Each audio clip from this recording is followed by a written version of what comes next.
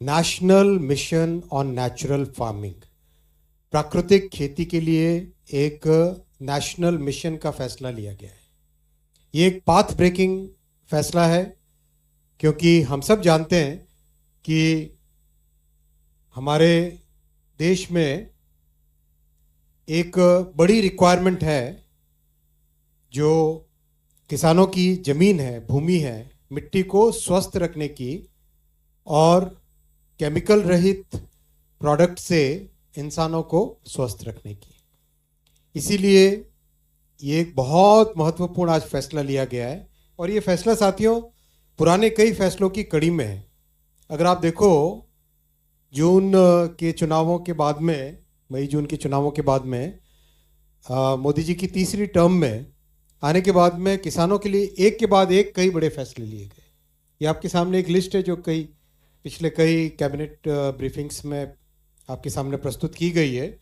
तो ये 10 प्रोजेक्ट तो इस पेज पे है, अगले पेज पे और 9 प्रोजेक्ट है। टोटल 2-2.5 लाख से ज़्यादा के टोटल प्रोजेक्ट्स अप्रूव हुए हैं, और आज उसी कड़ी में national mission on natural farming करीब 2,481 करोड़ रुपए का प्रोजेक्ट है। इसका पहला एक्सपेरिमेंट हुआ था 2019-20 में। अच्छा इसका रिजल्ट आया, कई लोगों ने इसको बहुत उत्साह के साथ अपनाया। उसके बाद में 22-23 में एक और थोड़ा बड़ा एक्सपेरिमेंट किया गया कि गंगा जी के किनारे दोनों साइड 5-5 किलोमीटर का एक कॉरिडोर लिया गया।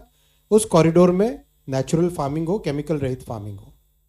उसका बहुत अच्छा रिजल्ट आया। करीब करीब देश भर में 10 लाख हेक्टेयर के आसपास नेचुरल फार्मिंग यानी प्राकृतिक खेती के द्वारा किया गया।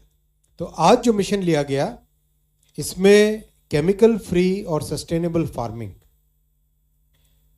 एक मिशन के तौर पे लिया जाएगा, और 1 करोड़ किसानों को इसमें कवर किया जाएगा। 1 करोड़ किसानों को इसमें कवर किया जाएगा।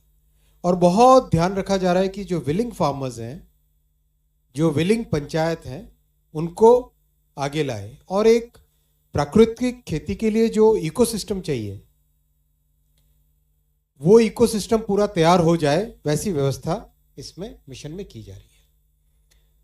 ये 6 ऑब्जेक्टिव्स हैं कि नेचर के आधारित, प्रकृति के आधारित खेती हो, एनिमल हस्बेंड्री, पशुपालन और खेती दोनों इंटीग्रेट हो जाएं, एक का प्रोडक्ट दूसरे के लाभ दे और पहले का दूसरे के लाभ, मतलब खेती का प्रोडक्ट किसान जानवरों के लिए लाभदायक दे, और जानवरों के जो भी काउडंग है वगैरह, उन सब का उत्पादन किसान खेती में उसका उपयोग हो।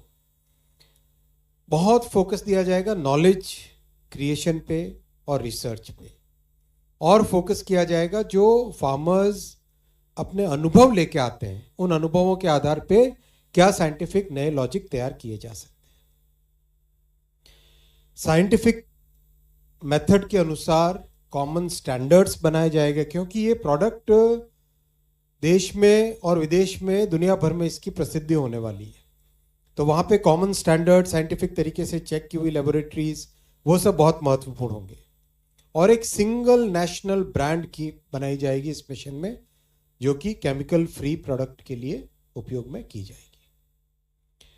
इस प्रोग्राम को मिशन बहुत बड़ा मिशन है, ये एक ह्यूमंगस टास्क है। इसको करने के लिए बहुत प्लानिंग की गई है, इम्प्लीमेंटेशन स्ट्रैटेजी पे बहुत ध्यान दिया गया है। कैबिनेट में जब माननीय शिवराज जी ने इसके बारे में बताया था, बहुत डिटेल में किस तरह से इम्प्लीमेंटेशन किया जाएगा उन्होंने बताया, तो वो सारा आपके सामने रखा गया है।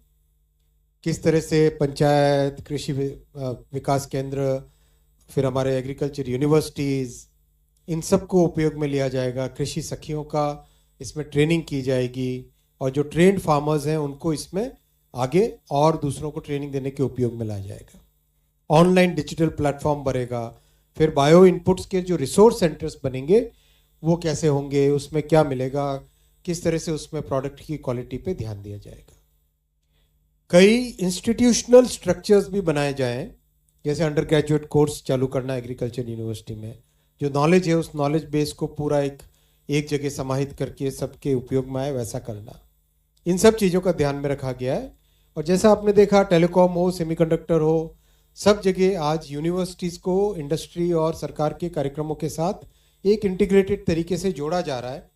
इस मिशन में भी कई यूनिवर्सिटीज़ जुड़ी हैं, जो 7-8 नाम आपके सामने यहाँ पे रखे हैं, जो देश के कोने कोने से हैं।